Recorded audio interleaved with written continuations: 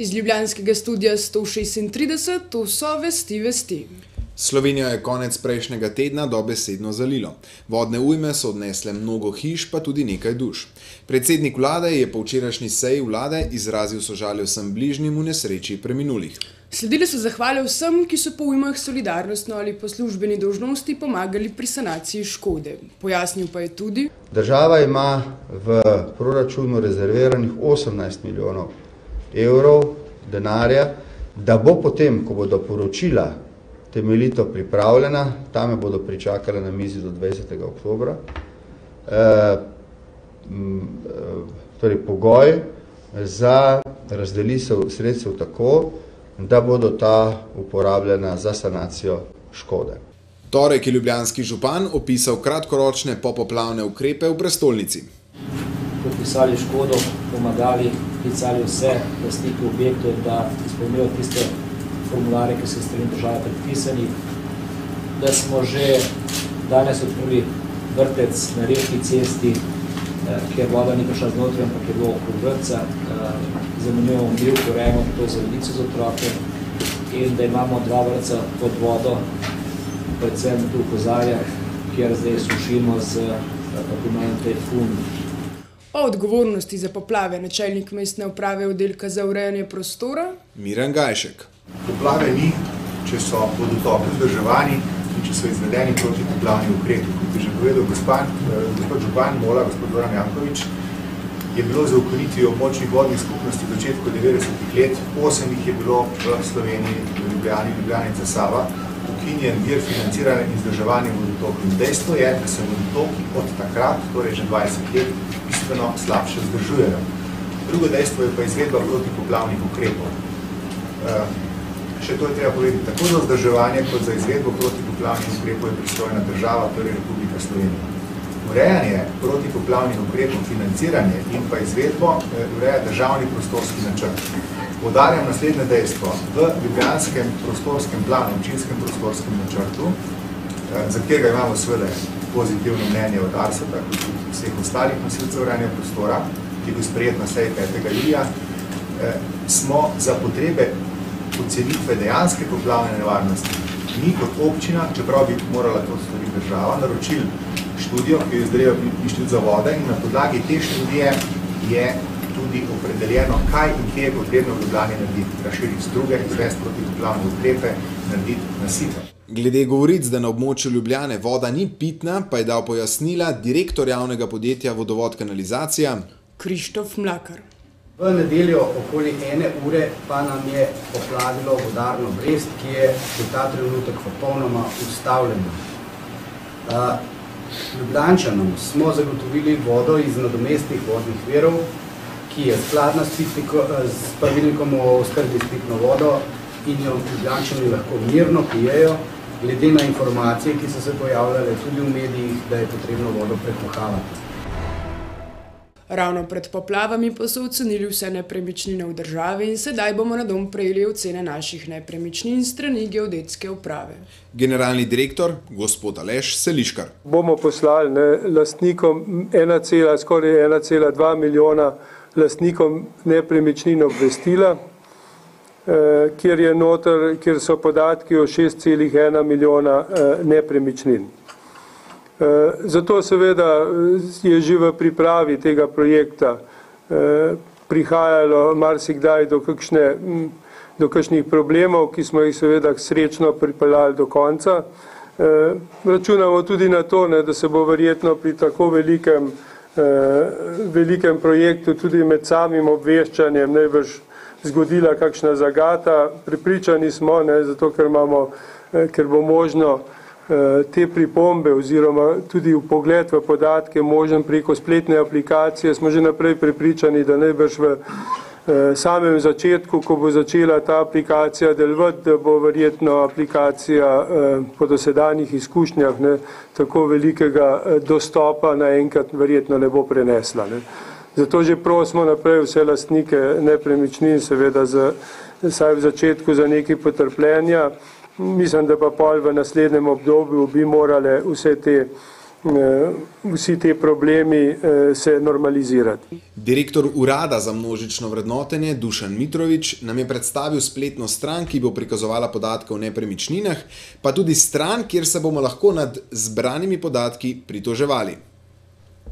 Zaradi zmanjšanja oziroma zaradi pomanjkanja finančnih sredstev si ne moramo privoščiti, da bi ponovno obveščali ljudi, katere pripombe so bile upoštevane ali ne. In torej v samem postopku bomo preko medijev obvestili lastnike, da lahko vse upoštevane oziroma neupoštevane pripombe lahko pregledujejo v zbirki vrednotenja nepremičnin na način, da bojo pač pogledali, ali so se vrednostne cone in vrednostne ravni spremenile po postopku glede na stanje pred postopkom. Se pravi, še enkrat, ne bomo obveščali individualno lastnikov po pošti, ampak preko medijev, javnih medijev, da si pogledajo te spremembe na spletni strani Geodetske uprave. Kako pa misliš, da poplave vplivajo kaj na nepremičnine, na ceno nepremičnin? Ne vem, sem pa slišal, da skupina enih investitorjev že išče primerno zemljišče za mostiščarsko naselje. Registrat? Ne vem pa kje. Na Viču najbrž. Najbrž, ja. Mi vrednotimo na podlagi dejanskih transakcij. Ne. Mi, po mojem, kakšnega vpliva poplavnih območij, ne, na vrednost nepremičnine nismo opazili. Vsi veste, da se prodajajo, da nihče ne bo prodal nepremičnine zdaj, ko bo poplavljeno. Ne. Prodajajo takrat, ko je seveda zadeva suha. Ne. Se pa strinjam verjetno, ne, da bo v bodoče, ne, če bo teh poplav več, da bo seveda to začelo vplivati na vrednost nepremičnine in če bo država kdaj vzpostavlja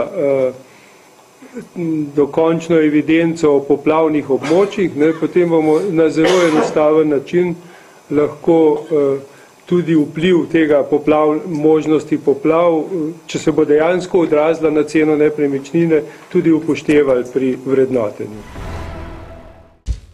Kaj študiram? Zdaj je še vedno voda, ne, zaradi poplav. Pač to je problem, ker voda stoji.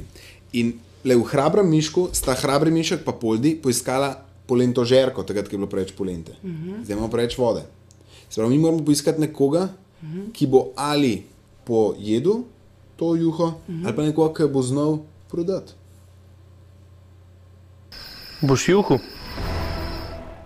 V sredo so v državnem zboru med drugim sprejeli tudi zakon o malem delu. Jernej Vrtovec nam je v zvezi z zakonom predstavil stališča Nove Slovenije. V bistvu sem v Šišu, ker je bil edini novinar na konferenci. Ekskluziva. Čisto. Zakon o malem delu lahko pride v poštev zgolj samo za upokojence, se pomeni dodatek oziroma dodatni zaslužek k njihovi pokojnini in za brezposelne osebe, saj pomeni dodatek k nadomestilu za brezposelnost, ki ga prejmejo. Za študente, ki nimajo štipendij, pa malo delo ne pomeni prav nobenega dodatka. Študentsko delo je za marsikoga edini vir prihodka, da lahko sploh študira. Vlada mora torej najprej zagotoviti več štipendij za študente, šele na to lahko predlaga omejitev zaslužka in količine dela. Proti zakonu o malem delu pa so tudi v Dijaški organizaciji Slovenije. Predsednik Aleksandar Spremo ocenjuje delo predsedstva DOS v iztekajočem se mandatu kot uspešno. Pravi, da je bil DOS pod njegovim vodstvom aktiven, saj so pripravili peticijo za brezplačno malico. Aktivno sodelovali na študentskih demonstracijah, metali kotke v parlament. Še vedno se borijo za enakost dijakov v ljubljanskem mestnem prometu. In ukvarjali pa so se tudi z interesnimi dejavnostmi. Sodelovali smo pri vseh projektih tradicionalnih, kot so na primer študentska arena.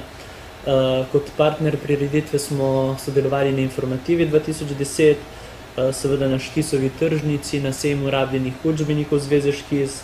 Organizirali smo drugo dijaško nacionalno konferenco pod naslovom Dijakove pravice, kjer smo povabili 30 dijakov iz vse Slovenije, da sodelujejo in razpravljajo o aktualnih zakonodajnih spremembah, ki zadevajo dijake. Znanost, paralelni procesori in oblaki. Vajeni smo že socialnih omrežij v oblaku, pa Googlove pisarne v oblaku, pa televizije v oblaku na YouTubu. Sedaj pa so v podjetju Arctur sestavili super računalnik in pripravili software, ki bo v oblaku, se pravi preko spleta, na voljo vsem zemljanom za numerične simulacije. To so tiste enačbe, ki imajo toliko faktorjev, da se jih še preštet ne da. Na oko. Se pravi, v prvi fazi smo vzpostavili računalniško okolje, superračunalnik deluje, testiran. Usporedno s tem smo začeli razvijati že lani naš software, ki bo skrbel za numerične simulacije kompozitnih materialov. Se pravi, če so to numerične simulacije, so kompozitni materiali en majhen košček teh numeričnih simulacij, ki obstajajo na svetu, znotraj tega še en droben košček numerične simulacije, recimo nekih površinskih napetosti in to, ki se dogajajo v samih kompozitih. Mi obdelujemo tisti majhen droben košček, ki ga ocenjujemo na nekaj 100 milijonov evrov vreden trg. Si predstavljate, kako je vse to veliko. Šport. Reklame. In banane.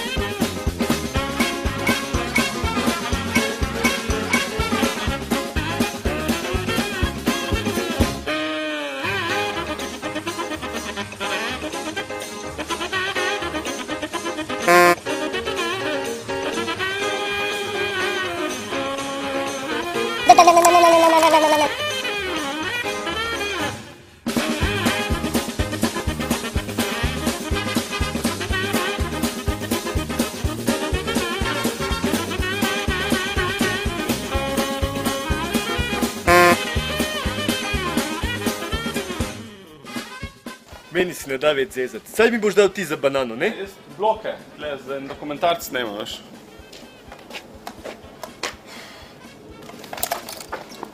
A ti tudi samo bloke za dokumentarce snemaš? Si mi je zdelo.